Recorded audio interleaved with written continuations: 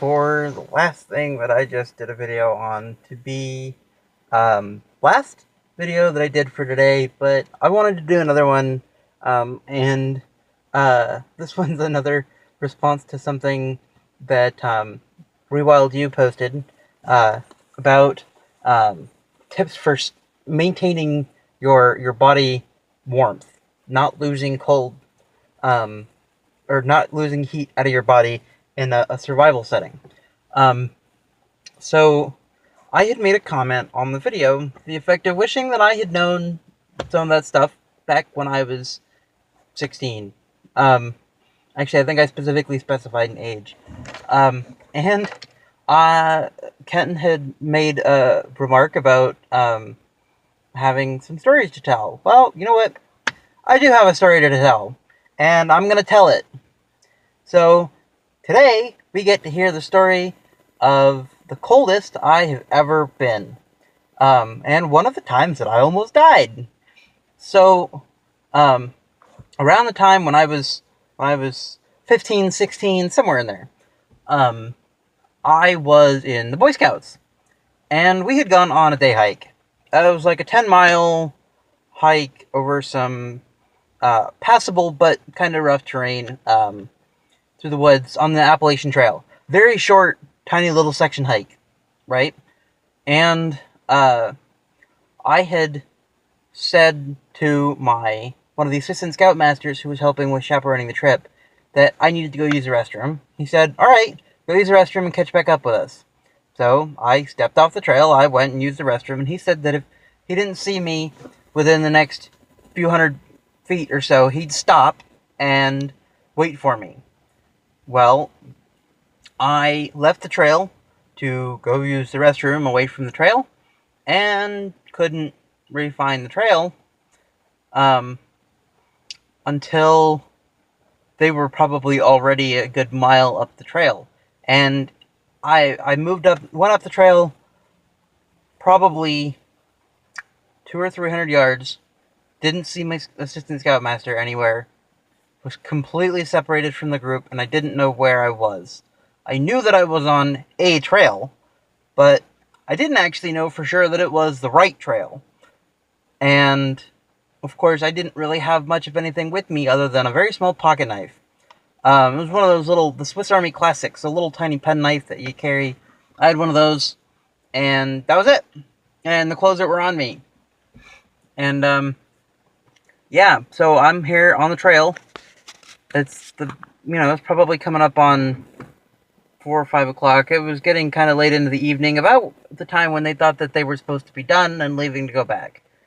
And apparently, nobody ever realized that I was still gone, and went to when they left, they just got in the cars and they left.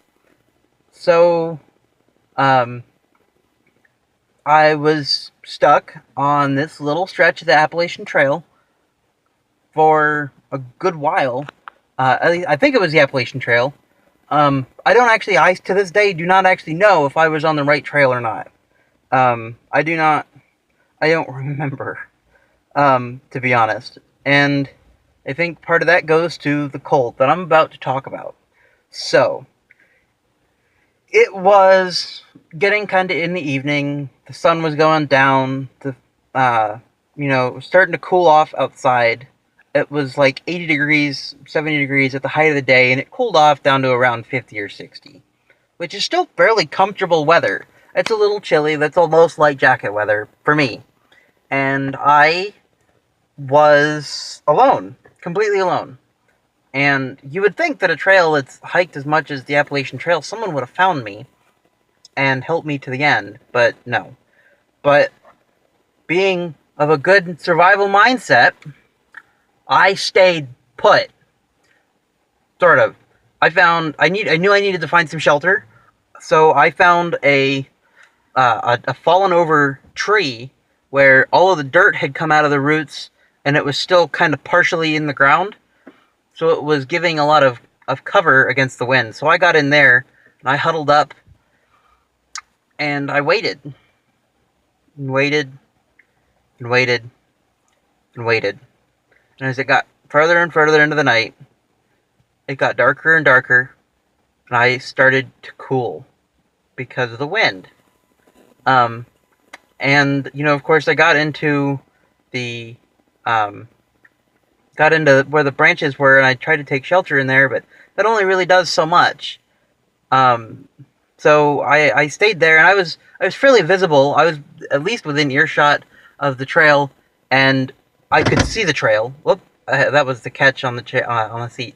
I could see the trail, but I'm not entirely sure if the trail could see me. So nobody realized that I was missing until my parents went to go pick me up from the drop-off spot where everyone had gotten back, and I wasn't there. And of course, my mom was furious. She'd shoot out the Scoutmasters and then demanded that they all go back up and help find me.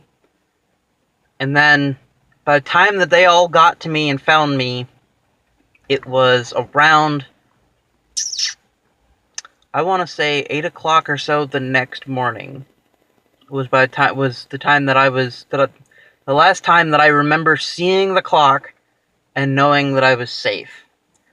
I don't actually know what time it was that they got up to me.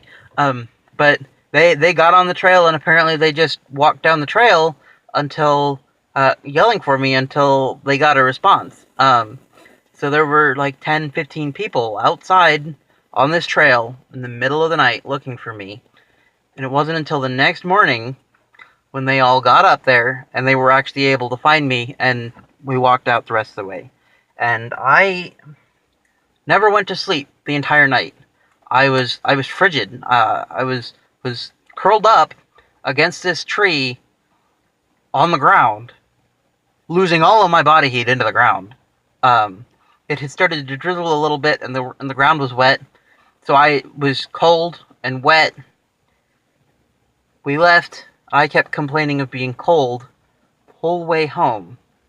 Eventually, it was insisted that I go to the emergency room, and while there, they took my temperature, and my body temperature was down, I think, in the mid.